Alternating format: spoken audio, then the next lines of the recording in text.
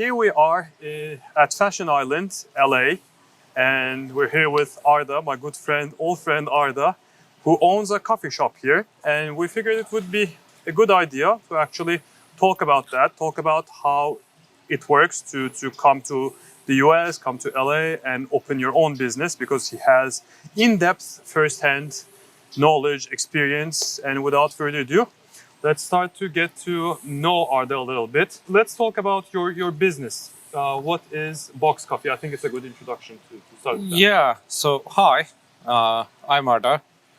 I don't know if I have any in-depth knowledge, but I have some first-hand knowledge. If it's good for something, I'm happy.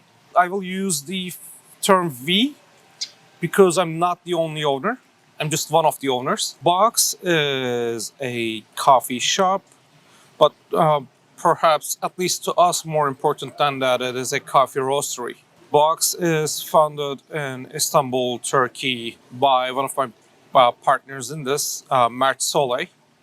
Then he decided to partner up with Altu Bashar, who's our head roaster. I have partnered up with them for the Los Angeles location, which has been open for 10 months, I think. Okay.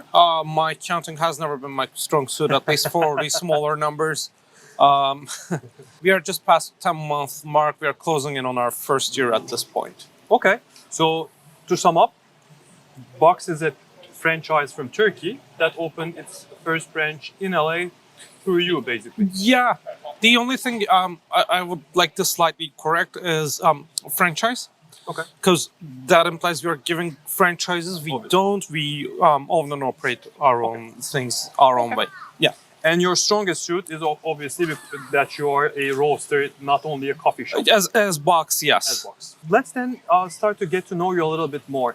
What were you doing before coming here? What did you study? Did you work before coming here? How did it happen? I was born and raised in Ankara. Spent all my education life, I guess, in TED Ankara College. Which we refer as college. As from there, as most of college people do, I went to Bilkent University.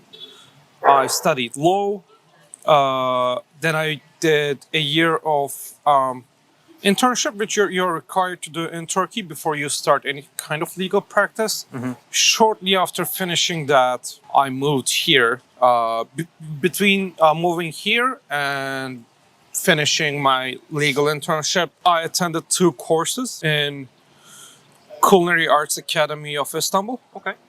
The first course was bartending and mixology, and the second course was professional food and beverage management. If you are thinking of any type of food and beverage career endeavors, anything, I would highly recommend. If you're based in Turkey, or if you're not even based in Turkey, I would highly recommend Culinary Arts Academy of Istanbul. Okay, very interesting. And obviously, it's not a very traditional path. So, yeah. Because the early years apparently are very traditional, right? You start, you study in your hometown, and then from there you go to the university in your hometown. Yeah. Then you go to one of the most prestigious departments. You study law, you do your internship, and then you steer the wheel in almost like an opposite, or at least different direction, and you start. You come here and start doing your own business. So how did that happen? I always had a passion for food and beverage anyways. Perhaps not up until recently, not the making part of it, but always the consuming part of it. And serving part of it as well. I always like to serve and host, and it always made me happy. But the first idea wasn't pursuing food and beverage. First idea was leaving Turkey and moving out of Turkey. Food and beverage kind of was a side product of it because of some other reasons. Okay. So that's how actually you decided to come here. It was change of environment. Yeah. Change of countries. Yeah. I think most people watching this from Turkey would somewhat see the reasons why behind it. Yeah. So you came here about how long ago? 5 years and 4 months Okay. tomorrow. Okay. 5 years and 4 months tomorrow. Yeah. Whoa. I did not know that. So was it easy to adapt, or did you face any challenges? How did that go? That's a very extensive question. Yeah. There are parts that are very, very easy, Uh-huh. and there are parts of it I'm still not adjusted, not as much used to as I would have liked. First of all, the language part, that's pretty easy because I've been studying English since I was 7 years old, so there's that part. But just because you're studying English doesn't mean like you're gonna speak like a native from day one. I still don't. There's a slight accent there. I'm not bothered by it anymore. It doesn't make a huge difference to me because after a while you see French keep their accent, Spanish keep their accent. Yeah. After a while I thought, yeah, it's alright to have an accent. So that's not a huge bother. Big picture stuff you can adjust to, like how to live, how to behave, that's easy. Perhaps the harder part is the little subtleties, which is really hard to give examples of, but you see in your day every second. Like there are some little subtleties you're just not finely tuned into. Okay. Well, if you think of one, just let us know. But I'll give you the time to think. You know, I'm a pretty much free-form thinker anyways. In the middle of conversation, it will pop in my head and I'll give an example. It's okay. Whenever you're ready. Would I be correct to say that at least like 4 people out of 10 that you meet here on the streets do have some sort of an accent? Yeah. So that's not too much of a... Yeah, I'm not bothered by it anymore. As I said, like, okay, as long as people can understand you really easily and you can understand them, that's all right. Okay. Yeah, I mean, obviously, most of the people who are watching this video would know that I also have like a channel in English, but obviously English is not my first language. No. So, yeah, it's a challenge, but you can get by. And do you often travel back? For the first year and a half, I did. Okay. For the first year and a half, I think I was back every 6 months. Okay. I had a chance to actually come back during the first weeks of pandemic. One of the things I miss most is my friends. Obviously. And in pandemic, like, what difference does it make? You're over there, but you're still worlds away. Mm-hmm. At least, especially in the beginning of the pandemic. Second is construction still wasn't done. And just in case things would have opened up, I wanted to be there. Just in case things opened up, I wanted to move as fast as possible. Uh-huh. And third is I had a lease anyways. I would have to break that lease, which would have placed a considerable financial burden on me. I didn't want that either. By the way, if you see us shivering, we actually planned on doing this interview at the Laguna Beach on a beautiful sunny day. But here we are. It didn't work out quite that way. It didn't work out. The weather gods were not in our favor. So here we are. It's a bit chilly. So bear with us. Let's talk about business. So was opening a coffee shop your first plan? No. When I moved to LA, I didn't even knew people from Boxx. I had no idea who they were. Even more, I was not a coffee person.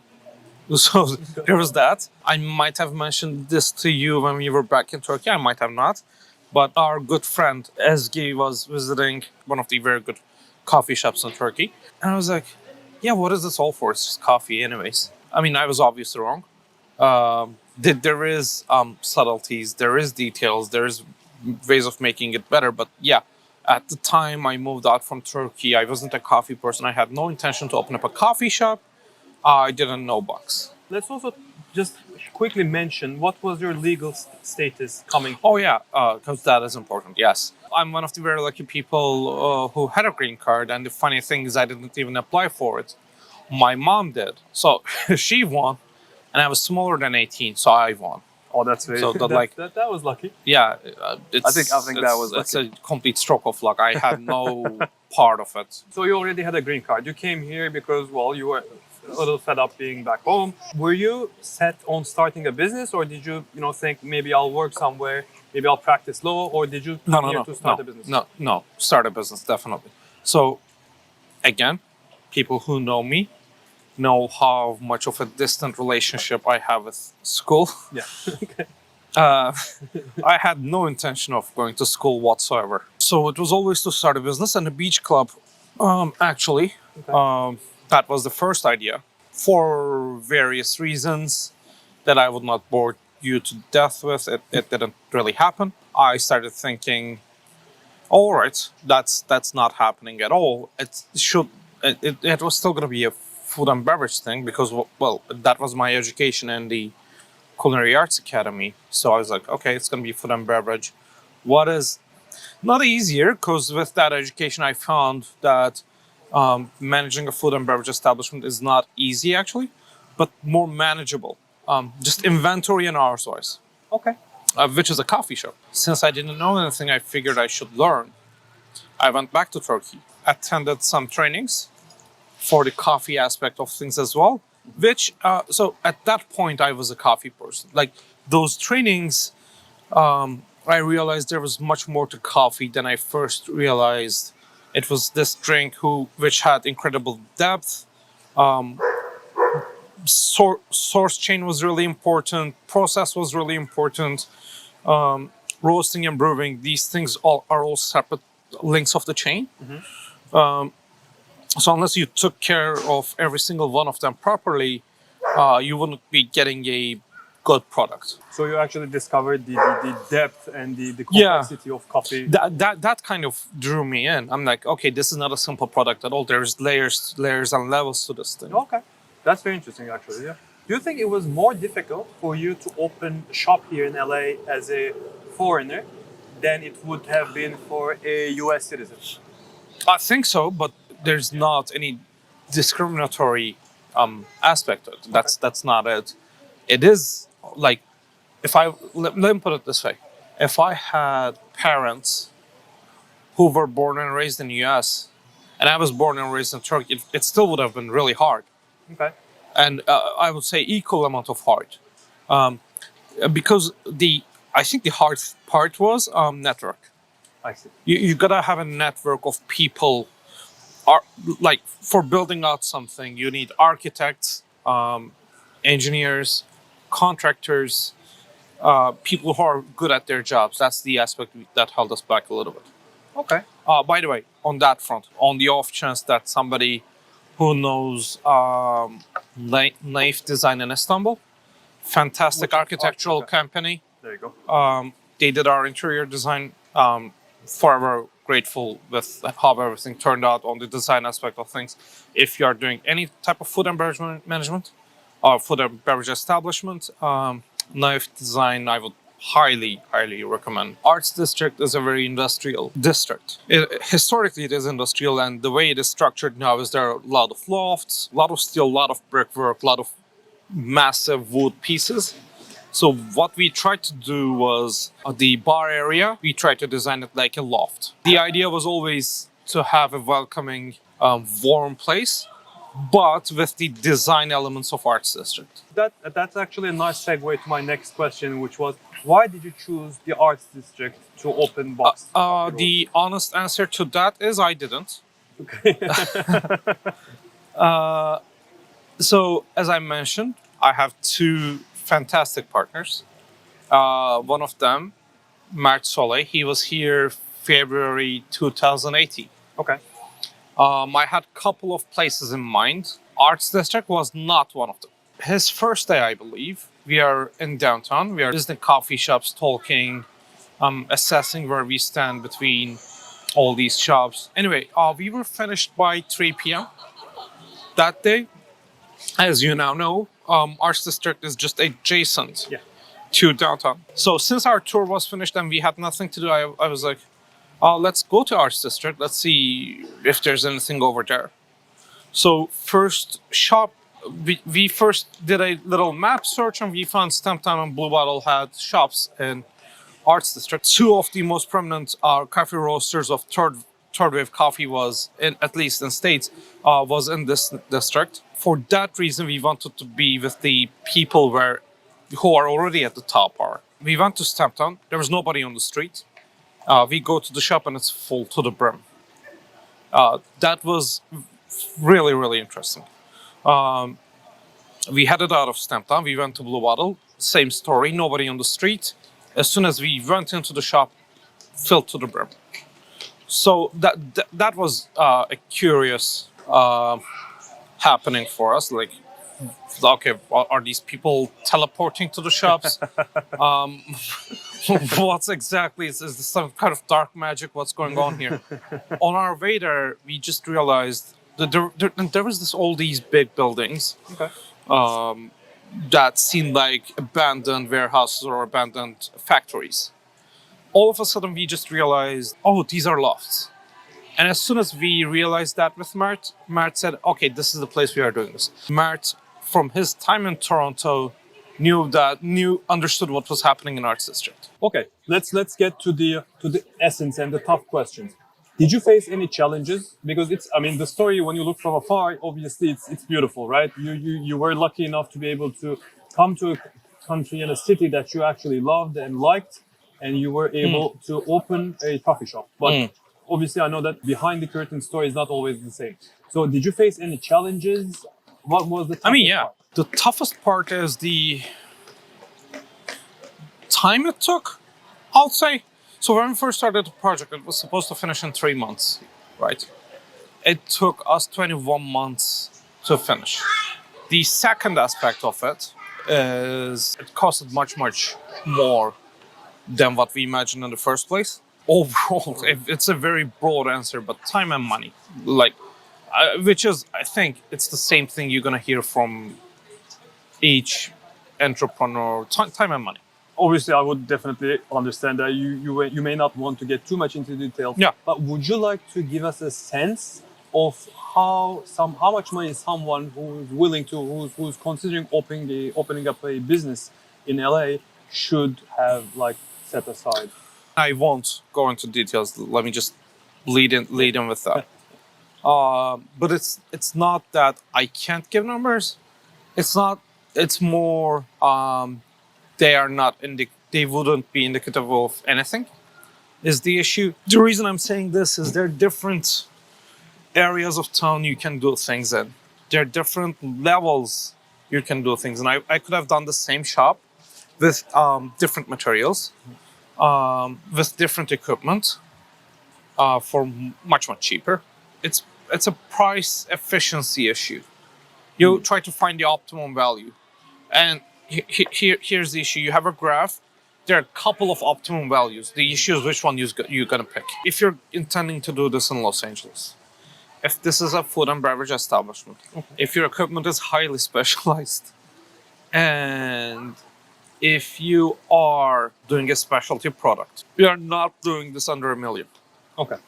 I think that was a straightforward, very good answer. No. Of course, this was also an exceptionally quirky, if I may say so, in terms of timing, because yes. So you were I know you when we were obviously talking, and as he was trying to open his place, we got hit with the COVID. So do you, now that you have your shop open, and I've been there, people are, you have a lot of customers. Do you think and do you feel like things are back to normal? More normal? I think that are they back to normal? No.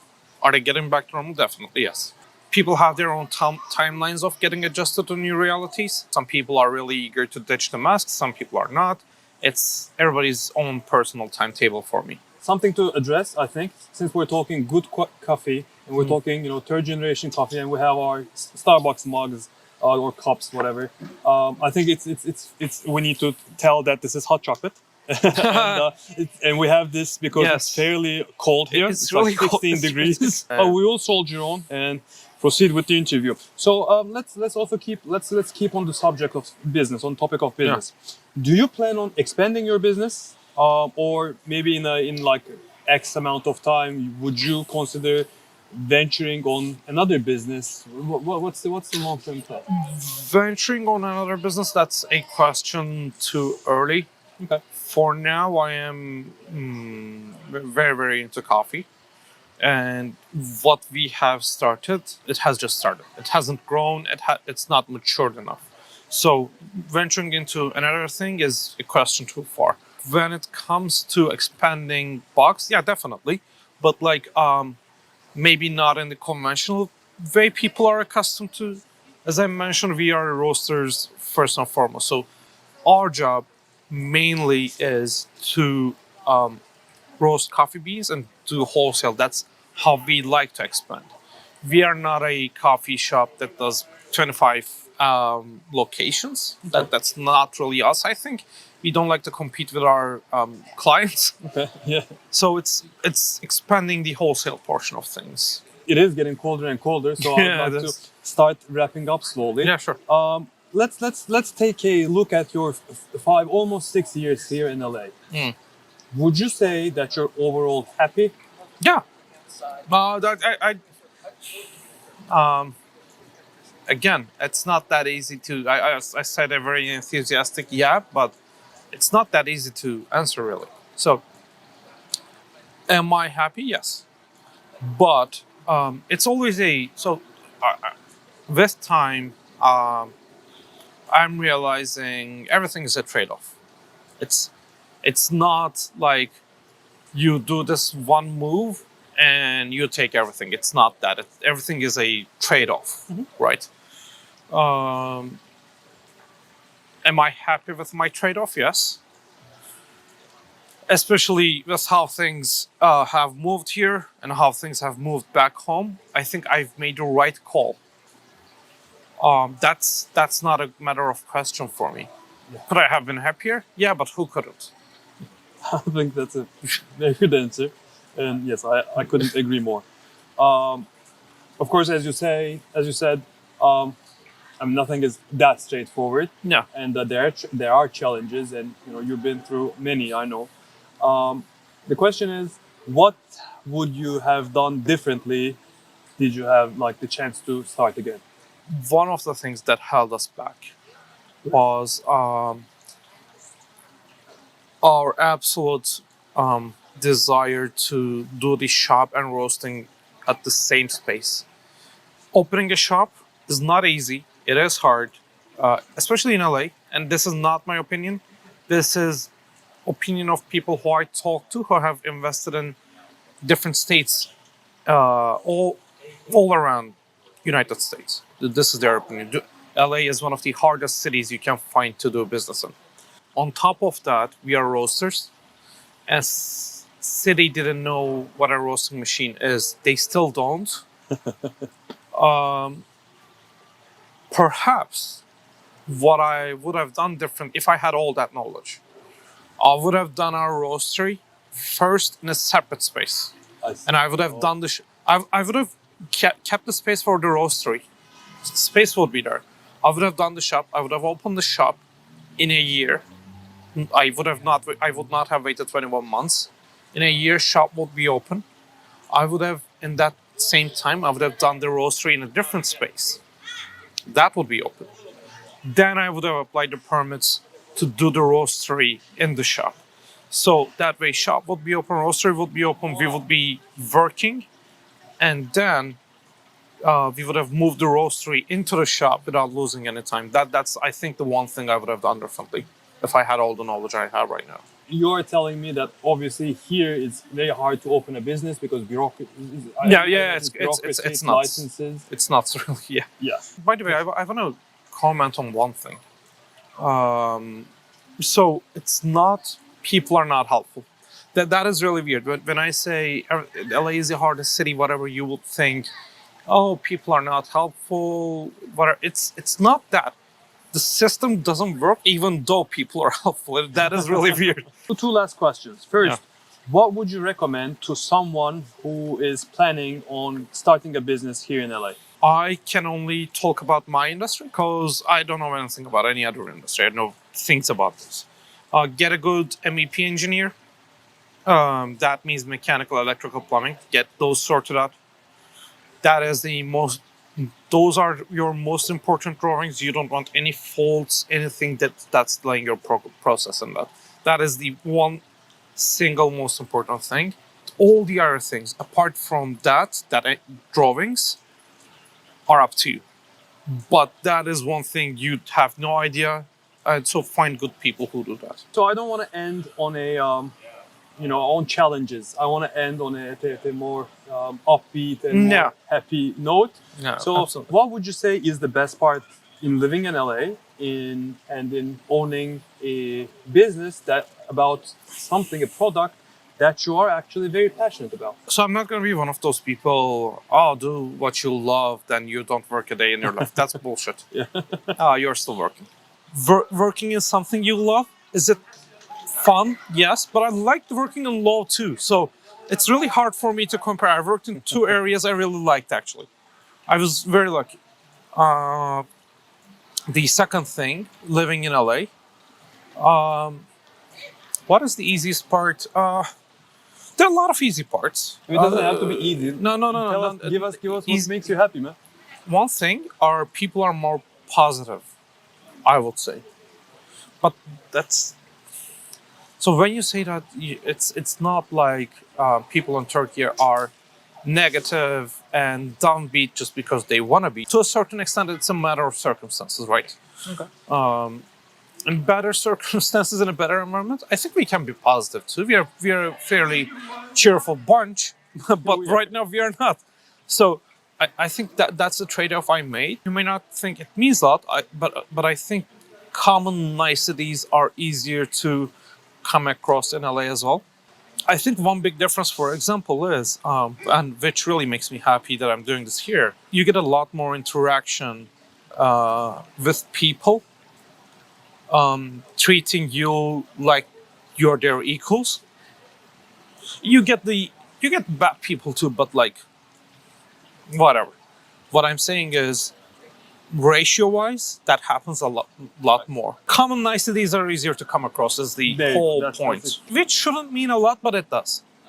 In your daily life, if you are coming across common niceties much more, it makes you a more positive person as well. Okay, well, I think this has been a successful and very fun interview. Yeah, I hope so. For me. I really hope so. And if you are ever in LA, do stop by at Boxx Coffee. Or in Istanbul. Or in Istanbul, obviously. In LA, they are at Arts District, and in Istanbul, they are at Maslak. Otosanayi. Yeah. There you go. And thank you for watching. Don't forget to like, comment, and if you have any questions, please feel free, of course, to comment. I don't know if Arda will have the time, but I will surely try to answer. I'll probably be there answering There you questions. go. Yeah. Arda will also try to not making any promises, but I think I will, yeah. As much as his time allows. It's not like I'm super busy. Well, thank you for watching, and I'll see you again in the next video. Have a good week.